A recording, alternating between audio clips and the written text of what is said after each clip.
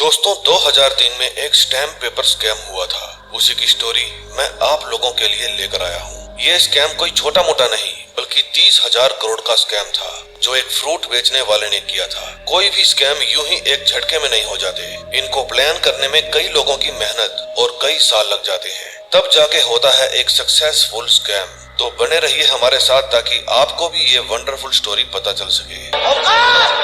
2003 में इस स्कैम का पर्दाफाश होने के बाद जिसने ये स्कैम किया यानी अब्दुल करीम तेलगी, उसे हॉस्पिटल में सोडियम पेंथोल का इंजेक्शन लगाकर उसका नार्को टेस्ट किया जाता है और उससे पूछा जाता है कि इस स्कैम में उसके साथ कौन कौन जुड़ा था। फिर अब्दुल ये कहानी कैसे शुरू हुई वो बताता है। 1982 में अब्दुल करीम तेलगी कर्नाटक के एक गांव खानापुरा के आसपास आने वाली ट्रेनों में फ्रूट बेचा करता था। उसके फ्रूट बेचने का अंदाज सबको पसंद आता था। उसी ट्रेन में शौकत भाई भी बैठे थे, उनको भी अब्दुल का अंदाज पसंद आया, इसलिए उन्होंने अब्दुल को अपना एड्रेस दिया और मुंबई आने को कहा। उन दिनों अब्दुल खानापुर गांव की झोपड़पट्टी में रहा करता था। जगह जरूर छोटी थी लेकिन उसके ख्वाब बहुत बड़े थे, इसलिए वो अपनी माँ से इजाजत लेकर पहुंच गया शौकत भाई के पास मुंबई में। मुंबई में पांव रखते ही उसमें पॉजिटिव एनर्जी आ गई थी। फिर अब्दुल शौकत भाई के पास जाता है। उन दिनों शौकत भाई के कमरे और तिजोरी दोनों ही खाली थी। फिर अब्दुल ने अपना दिमाग चलाया और विजिटिंग कार्ड को हर पान बीड़ी वाले और टैक्सी वाले को बांट आया और साथ में उनको कमीशन का भी लालच दे दिया। अब धंधा 4 गुना हो गया, इसलिए अब्दुल की इज्जत और पगार दोनों डबल हो गए। उन दिनों अब्दुल का लक बड़ा ही सॉलिड चल रहा था। शौकत भाई की बेटी नफीसा के साथ अब्दुल का टांका भिड़ा और उन दोनों का निकाह हो गया। फिर अब्दुल के सपने और भी बड़े हो गए और वो इंडिया से बाहर गल्फ में काम करने चला गया। फिर 7 साल बाद उसे अपने घर परिवार की याद सताने लगी, इसलिए वो अपना ताम झाम लेकर वापस इंडिया आ गया।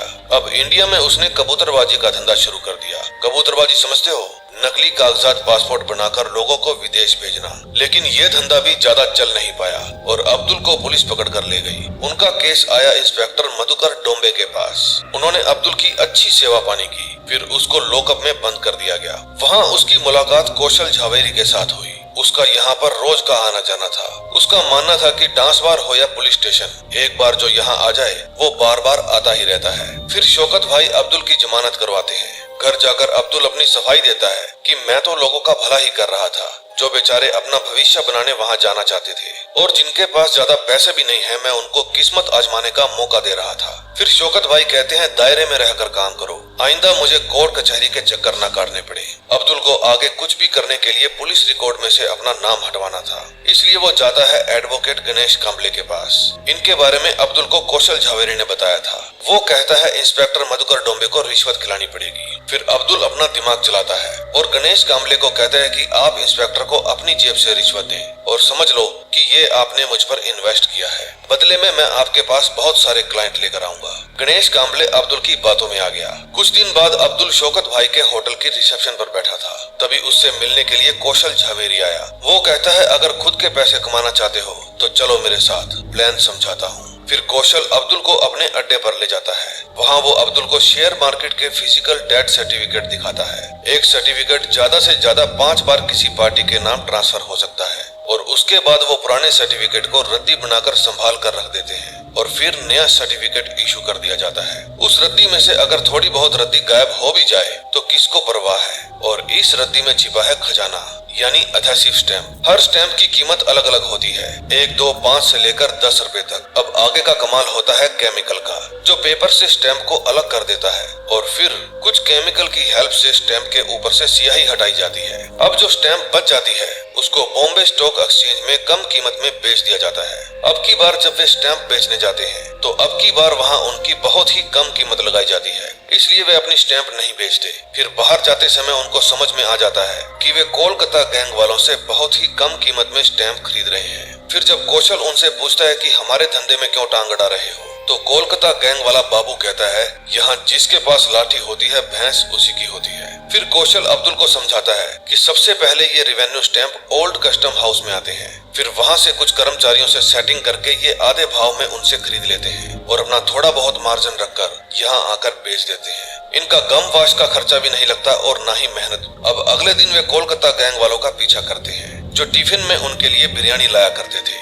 वे जिस टिफिन में उनके लिए बिरयानी लाया करते थे उसी टिफिन में उनके लिए स्टैंप जाया करती थी। लेकिन अब्दुल समझ जाता है कि एक कर्मचारी ऐसा भी है जिसको खाने के लिए बिरयानी नहीं मिलती। फिर वे आधी रात को उसे गली के नुक्कड़ पे पकड़ते हैं और उसे कहते हैं कि अगर तुम भी बिरयानी खाना चाहते हो तो कल बीएससी के सामने वाले पार्क में आ जाना। फिर उम्मीद के अनुसार वो उन दोनों से मिलने जाता है। वो उनके लिए रेवेन्यू स्टैंप तो नहीं बल्कि स्टैंप पेपर लेकर आया था। लेकिन इतने में वहाँ कोलकाता गैंग वाले आ जाते हैं और उन तीनों को खूब पीटते हैं। फिर वे स्टैंप पेपर अपने साथ ले जाते हैं और ऐसा करते हुए उन्हें अब्दुल देख लेता है। फिर रात को घर पर शौकत भाई अब्दुल के वैसे ही एक स्टैंप पेपर पर साइन लेते हैं। दरअसल वो उनकी वसीयत थी जिसमें उन्होंने अपना सब कुछ अब्दुल की बेटी के नाम कर दिया था। फिर अगले दिन अब्दुल हॉस्पिटल पहुंच जाता है विट्ठल भाऊ के पास और उनसे पूछता है कि इस पेपर में ऐसा क्या था जो वे उसे लूट कर ले गए। विट्ठल भाऊ बताता है कि तुम जिस स्टैंप के पीछे पड़े हो वो तो कुछ भी नहीं है, स्टैंप पेपर बादशाह है। आज मैं जो भी पेपर लेकर आया था उनकी कीमत लगभग 15,000 रुपए थी। ऐसे पेपर कभी कभी आते हैं। फिर अब्दुल उससे स्टैंप पेपर की पूरी जानकारी लेता है। फिर अब्दुल कौशल के पास जाता है और उसे समझाता है कि भारत सरकार पूरे देश में एक साल में 33,000 करोड़ रुपए के स्टैंप पेपर बेच देती है और उसमें से 2500 करोड़ केवल मुंबई से रेवेन्यू जनरेट होता है। चाहे किसी को प्रॉपर्टी खरीदनी हो या बेचनी हो, चाहे किसी की वसीयत लिखनी हो, company deed, sale deed, partnership deed, हर तरह के एग्रीमेंट या कोर्ट मैरिज ही क्यों ना करनी हो, सब कुछ इन स्टैंप पेपर के ऊपर ही लिखा जाता है। बस ये समझ लो कि ये पेपर कुबेर के खजाने की चाबी है। अब अगर हम 33,000 करोड़ में से 70-80 करोड़ चुरा भी लेंगे तो किसको पता चलेगा। अगर लाइफ में आगे बढ़ना है तो डेयरिंग तो करना ही पड़ेगा, क्योंकि मुझे पैसा कमाना नहीं बनाना है। और इसी के साथ फर्स्ट एपिसोड का एंड हो जाता है। दोस्तों, अगर इंटरेस्ट बढ़ रहा है तो आगे बने रहिए और सब्सक्राइब का बटन दबा दीजिए।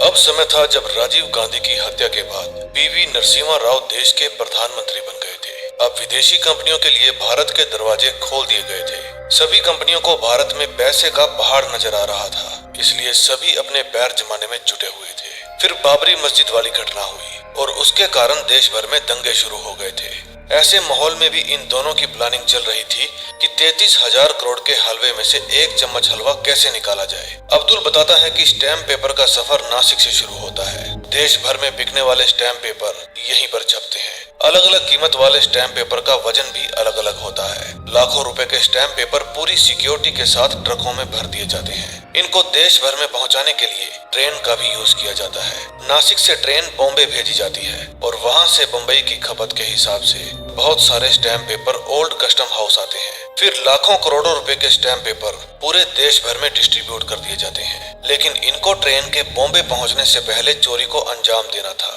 लेकिन मुश्किल ये थी कि रेलवे सिक्योरिटी के नाक के नीचे से चोरी करी कैसे जाए। फिर ये रेलवे स्टेशन पर जाकर पूरी सिचुएशन का जायजा लेते हैं। पेपर्स को डबल चेक करने के बाद पूरे माल को नोट किया जाता है। फिर उनको बक्सों में डालकर सरकारी सील लगा दी जाती है और उसके बाद उसे मालगाड़ी में रख दिया जाता है। अब मान लो मालगाड़ी में चोरी करके ये ना भी पकड़े जाएं, लेकिन इनकी चोरी पकड़ी जाएगी। अब प्लान ऐसा बनाना था कि चोरी एक बार नहीं बार बार की जा सके। अब उनका पहला निशाना था स्टेशन मास्टर साहिब राव कदम। अब्दुल को पता था कि हर इंसान की कोई न कोई कीमत होती है, इसलिए वो साहिब राव कदम को खरीदने पहुंच जाता है। लेकिन कौशल किसी को एक चवन्नी भी देना नहीं चाहता था। फिर अब्दुल उसे समझाता है कि ये काम हम अकेले नहीं कर सकते, हमें पूरी टीम बनानी पड़ेगी। फिर वे एक ऐसी प्रेस में जाते हैं जहाँ फिल्मों के पोस्टर छपा करते थे। वे वहाँ से स्टैम्प पेपर छापने के लिए एक डाई बनवाते हैं। अब उन्हें जरूरत थी तो एक प्रिंटिंग प्रेस की। फिर वे एक चाचा को अपने अंडर करते हैं और उसे कहते हैं कि दिन में तुम अपने शादी ब्याह के कार्ड छापो,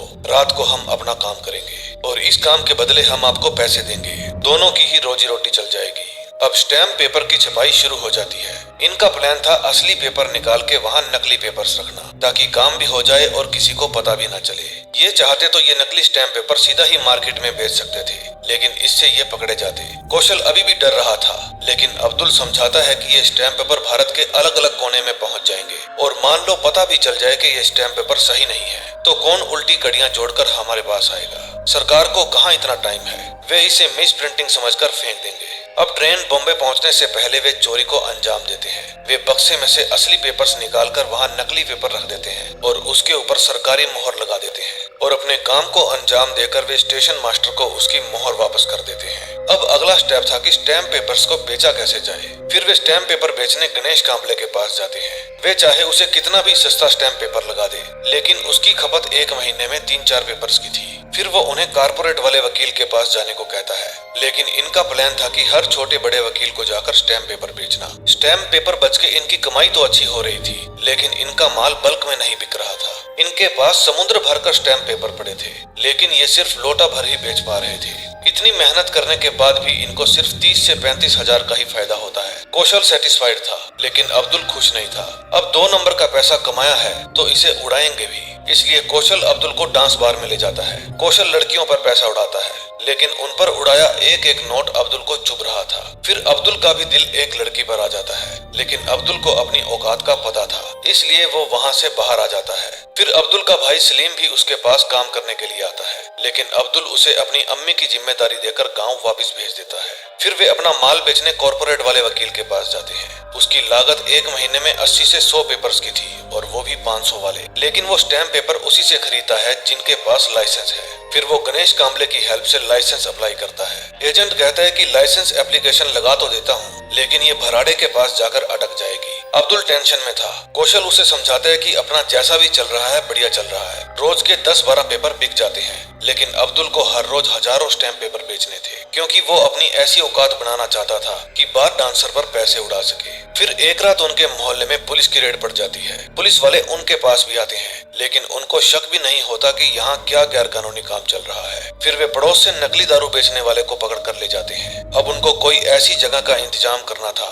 जहाँ मामू लोग ना पहुँच पाए। फिर अब्दुल दिमाग चलाता है कि क्यों ना मामू लोगों के साथ दोस्ती ही कर ली जाए। फिर वो 20,000 पुलिस फंड में देता है, और वो फंड वो पुलिस के हाथों दरगाह में डोनेट करवा देता है। इससे कौमी एकता मिसाल भी कायम हो जाती है, और पुलिस वालों की फोटो भी पेपर में आ जाती है। अब पुलिस के साथ दोस्ती तो हो गई थी, लेकिन कौशल झावेरी खुश नहीं था। जब अब्दुल पुलिस वालों के साथ बार में बैठा था, तब कौशल अकेला बैठा अंदर ही अंदर उबल रहा था। अब्दुल इंस्पेक्टर डोबे से पूछता है कि मुझे वेंडर लाइसेंस बनवाना है, क्या आप मेरी हेल्प कर सकते हो? डोबे कहता है कि तुम्हारी हेल्प तुकाराम ही कर सकता है, पैसा फेंको और जो चाहे काम करवा लो। लेकिन कौशल को लाइसेंस के लिए एक भी पैसा उड़ाना चुभ रहा था। फिर अब्दुल तुकाराम के एनजीओ पर जाता है। वहाँ उसकी मुलाकात जुबैन और सुलेमान नाम के 2 लड़कों से होती है। अब्दुल कहता है, मैं तुकाराम साहब का जन्मदिन मनाना चाहता हूँ, और उस दिन मैं उन्हें 50,000 रुपए भी डोनेट करूंगा। और इस तरह से अब्दुल का कनेक्शन तुकाराम के साथ बन जाता है। कौशल की अब्दुल के साथ दूरियां बढ़ती जा रही थी। कार में अब्दुल तुकाराम को 50,000 रुपए देता है और कहता है कि मुझे वेंडर लाइसेंस चाहिए।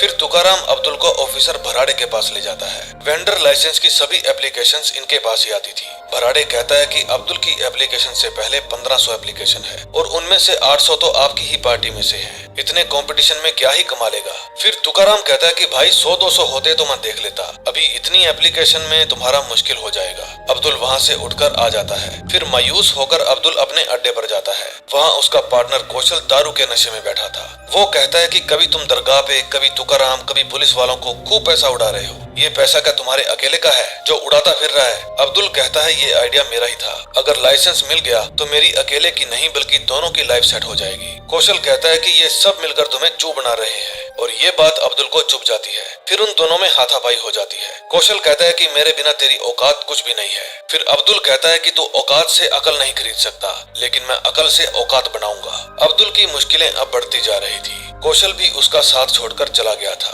अब देखते हैं अगले एपिसोड में क्या होता है। अगर आपको एक्सप्लेनेशन अच्छी लग रही हो तो प्लीज सब्सक्राइब का बटन दबा दें। 3rd एपिसोड में हम देखते हैं अब्दुल तुकाराम के पास जाता है और उसे कहता है कि आगे इलेक्शन आ रहे हैं, टिकट लेने के लिए आपके पास पैसे नहीं है, और इंडिपेंडेंट खड़े हो गए तो बहुत सारा पैसा लुटाना पड़ेगा, इसलिए आप मुझे लाइसेंस दिला दो। इलेक्शन तक जितना कमाऊंगा आधा तुम्हारा।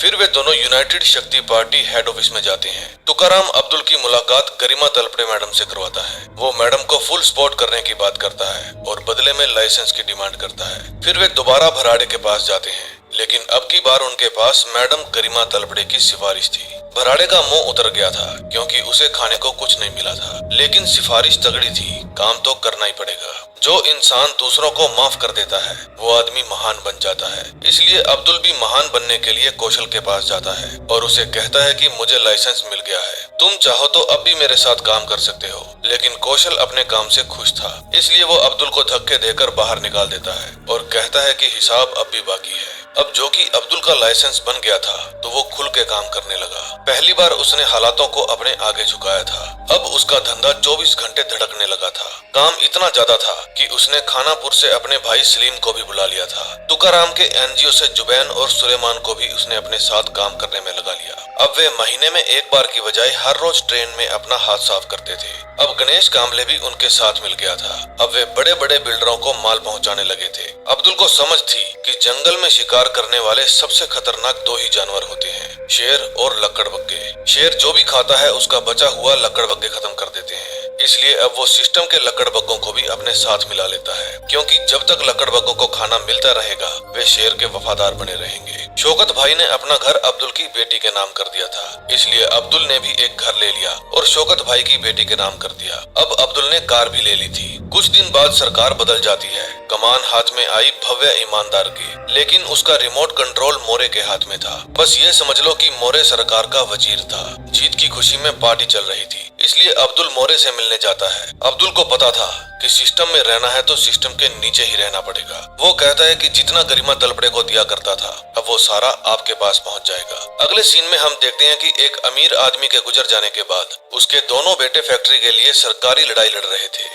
फिर उनमें से एक भाई भव्य इनामदार से मिलने जाता है। भव्य इनामदार जागृति मिल का आधा हिस्सा मांग लेता है। फिर वे एक बड़ा वकील करते हैं। वो कहता है कि हमें कोर्ट में साबित करना होगा कि 5 साल पहले ही इनके पिताजी ने वो फैक्ट्री इनके नाम कर दी थी। अब उनको चाहिए थे 1989 से पहले के स्टैम्प पेपर। तभी मोरे को याद आता है कि इतना बड़ा रिस्क सिर्फ एक ही आदमी ले सकता है, अब्दुल करीम तेलगी। अब अब्दुल वे पेपर्स तैयार कर लेता है। उनकी कीमत लाखों रुपए में थी। भराड़े उसे समझाता है कि इतना बड़ा रिस्क मत लो, लेकिन वो कहता है कि हमारे ऊपर इनामदार साहब का हाथ है। फिर भराड़े कहता है कि तलपड़े मैडम का क्या हुआ, नेताओं से इतनी जल्दी नाते नहीं तोड़ने चाहिए। अब्दुल कहता है तलपड़े मैडम चल पड़े, लेकिन विधानसभा में तलपड़े मैडम सवाल पूछती है कि सरकारी दस्तावेजों पर जिस वेंडर की मोहर लगी है उसे तो पिछले साल ही लाइसेंस मिला है, तो 5 साल पुराने कागजात पर उसकी मोहर कैसे आई। वो पूरे मामले की बारीकी से जांच करने की डिमांड करती है। अब ये साबित हो जाता है कि वे पेपर्स नकली हैं, इसलिए उसका भाई केस जीत जाता है। अब तलपड़े मैडम